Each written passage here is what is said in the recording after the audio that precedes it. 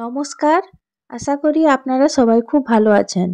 Cooking and my village চ্যানেলে আবারও একটি নতুন পর্বে আপনাদের সবাইকে স্বাগত জানাই।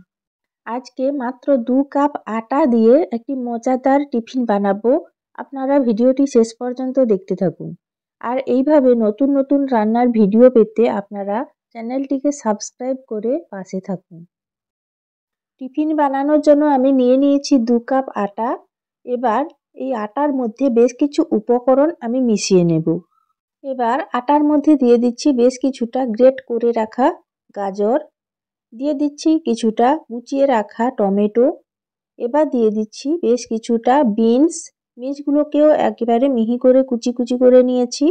এবার দিয়ে দিচ্ছি বেশ কিছুটা পেঁয়াজ কুচি, পেঁয়াজগুলোকে ডুমো ডুমো করে আমি কুচি করে নিয়েছি। এবার দিয়ে দিচ্ছি কিছুটা লঙ্কা কুচি। আপনারা দেখতেই পাচ্ছেন সবজিগুলো দেওয়ার পর বেশ কালারফুল লাগছে দেখতে। স্বাদের জন্য দিয়ে দিচ্ছি সামান্য পরিমাণে চিনি। এবার দিয়ে দিচ্ছি পরিমাণ মতো বেশ কিছুটা লবণ। এবার অল্প অল্প করে জল দিয়ে একটা পাতলা ব্যাটার আমি তৈরি করে নেব।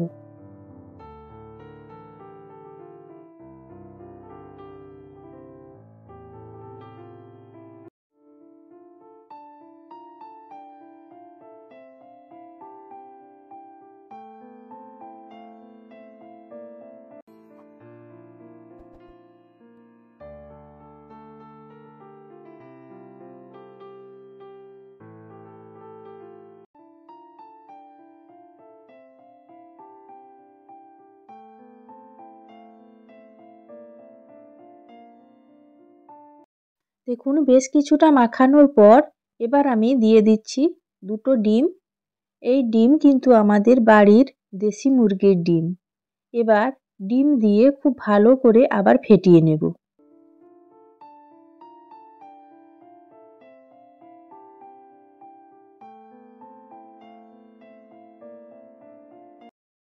সব কিছু খুব ভালোভাবে মেশানো হয়ে গেছে।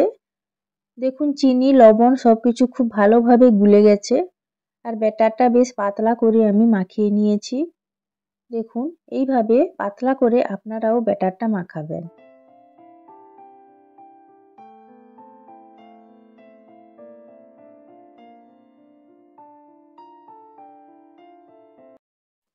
কড়াই বসিয়ে দিয়েছি। এবার কড়া গরম হয়ে গেছে, ওপর থেকে দিয়ে দিলাম সামান্য পরিমাণে তেল। এই টিফিন বানানোর জন্য খুব বেশি পরিমাণে কিন্তু তেল লাগবে না। তেল খুব ভালোভাবে গরম হয়ে গেছে। এবার আমি চামচে করে 2 চামচ ব্যাটার আমি দিয়ে দিচ্ছি। এবার চামচের পেছন দিয়ে ব্যাটারটাকে চাড়িয়ে নিলাম। এই পর্যায়ে আমি ঢাকা লাগিয়ে দেব, তাহলে যে সবজিগুলো আমি দিয়েছি সেগুলো খুব ভালোভাবে সেদ্ধ হয়ে যাবে।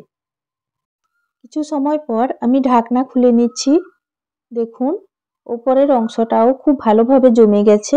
এবার আমি খুন্তি দিয়ে সাবধানে উল্টে দিলাম। এবার উল্টে পাল্টে 2 দিক খুব ভালো করে ভেজে নিলেই তৈরি হয়ে যাবে একটা মজাদার টিফিন। 2 দিক খুব ভালোভাবে ভাজা হয়ে গেছে, এবার আমি তুলে নিচ্ছি। দেখুন দেখতে কিন্তু খুব সুন্দর লাগছে। একইভাবে আবারও 2 চামচ ব্যাটার দিয়ে দিচ্ছি। আবারও চামচের পেছন দিয়ে কিছুটা চাড়িয়ে দিলাম। সবজিগুলো সেদ্ধ হওয়ার জন্য আবারও ঢাকা লাগিয়ে দিচ্ছি। কিছু সময় পর আবারও ঢাকনা খুলে নিচ্ছি। এবার খুন্তি দিয়ে আবারও সাবধানে আমি উল্টে দেব। একইভাবে উল্টে পাল্টে সবগুলো আমি ভেজে নেব।